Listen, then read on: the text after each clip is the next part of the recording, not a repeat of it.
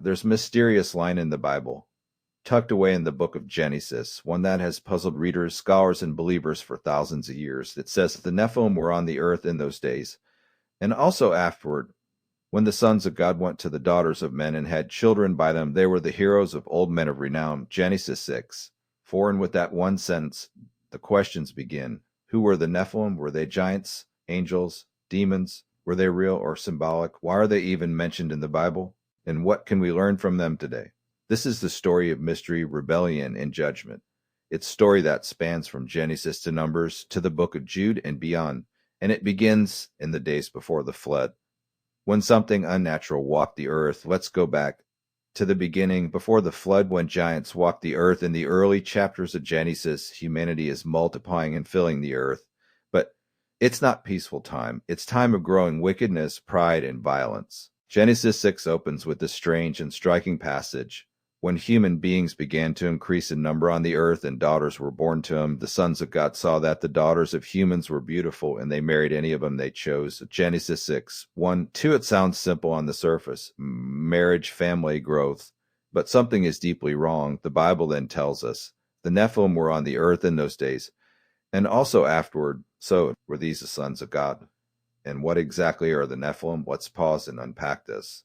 The term sons of God in the Old Testament is often used to describe angels, heavenly beings. We see this same phrase used in Job 1:6 and Job 2:1, where it clearly refers to angels presenting themselves before God. So many believe that Genesis 6 describes a moment in time when fallen angels, spiritual beings who rebelled against God, cross-lined. They saw human women, desired them, took them, and the result, race of beings called the Nephilim. These were not ordinary humans. They were described as heroes of old men of renown, larger than life, powerful, mighty, possibly giants. The word Nephilim comes from Hebrew root that means to fall or fallen ones. So here's what we have. In the days before the great flood, the world was not only filled with human sin, it was filled with unnatural beings born from the union of heavenly rebels and earthly women. And God saw this. He saw how corrupted the world had become, not just with violence and pride, but with deep twisted perversion of his creation. So what did he do?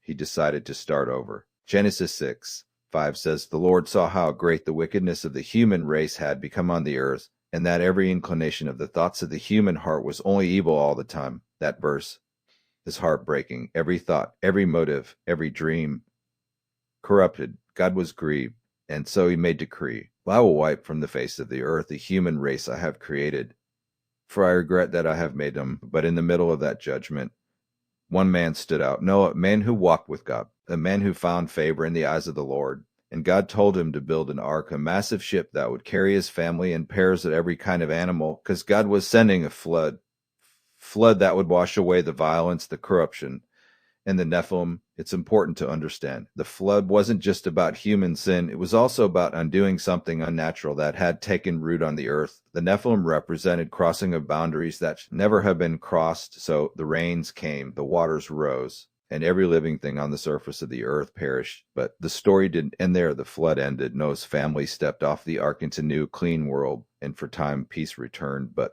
then something curious happens later in the Bible.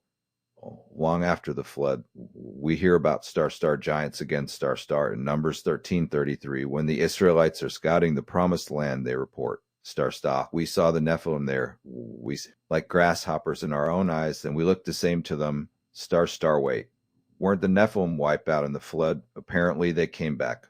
Now, some scholars believe that after the flood, more fallen angels may have repeated the same rebellion. Others think the Nephilim bloodline somehow survived, possibly through one of Noah's daughters-in-law. Either way, the Bible tells us that star giants, star existed. Again, these giants had names: the Ankim, the Rephaim, the Emim, the Zamzumim, massive warriors, fearsome tribes. And they stood as obstacles between Israel and the land God had promised. This is where the famous story of star David and Goliath, star comes in. Goliath, too, is believed to have been descendant of these giants, warrior over 9 feet tall. But David defeated him not with sword or spear, but with star faith, star. And slowly, one by one, the giants were defeated, not just by strength, but by people who trusted God enough to stand. Now you might ask, what does all this have to do with us? Why does the Bible include story about strange hybrid giants and angelic rebellion? The answer is deeper than you might think. The story of the Nephilim is ultimately a story about star-star boundaries, star-star, star-star rebellion, star-star, and star-star redemption, star-star. It shows us that there are spiritual lines that shouldn't be crossed, that pride, even among angels, leads to ruin, and that when God sets boundaries for creation, they are for our good. It also reminds us that star-star God sees everything star-star, even when the world looks like it's spiraling out of control. Even when strange and dark things happen behind the scenes, star God sees, God judges, and God restores. Star, but the most powerful lesson? No giant is too big for God. The Nephilim were terrifying. They were ancient, powerful, feared by all. But every single one of them, every giant, every warrior, every rebel, fell before the power of the living God. And if God can defeat the giants of the past, he can defeat the giants in your life today. Whether it oppose, thus fear, addiction, shame, doubt, the enemy may look big, but God is bigger. The story of the Nephilim is one of the Bible's great mysteries. But even in the mystery, there's meaning. It teaches us about the war between light and darkness. It reminds us that evil is real, but so is God's judgment, and mercy warns us not to play with spiritual fire. And it invites us to trust in the one who rules over both heaven and earth. Because at the end, there is only one true giant, the Lord of hosts, and he alone is worthy of fear, reverence, and praise. Thank you for joining us on this journey into one of the Bible's most fascinating topics. May the lessons of the Nephilim remind you of God's power, his justice, and his ability to bring light out of darkness.